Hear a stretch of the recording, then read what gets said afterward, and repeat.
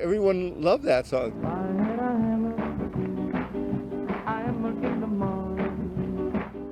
Rick Chavez is a musician who has lived in Las Vegas for 25 years. He vividly remembers the legend Trini Lopez. He was big in the 60s.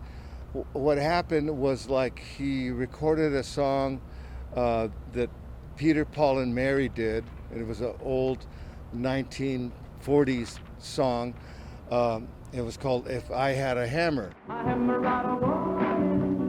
And unlike many, Trini had a style one will always remember. He had a unique way of strumming, kind of like where he hit it. Trini did it in more of a rock style.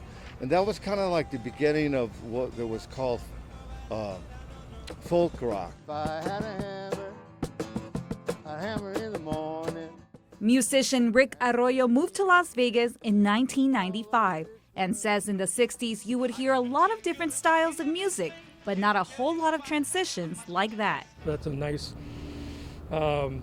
combination that he did, whether it was intentional or not. Mentored by Buddy Holly and Frank Sinatra, Lopez became an international star, one who would perform both in English and Spanish. The story goes, when he was in L.A., he was playing at some club, and Frank Sinatra happened to go in one night and basically discovered him. One thing's for sure, Lopez was always proud to be a Mexicano.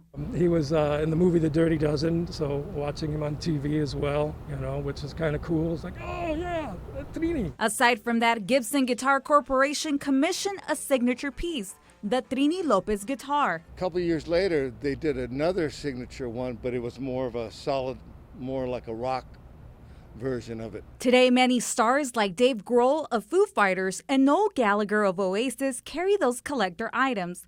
Lopez was inducted into the International Latin Music Hall of Fame in 2003 and the Las Vegas Walk of Stars in 2008.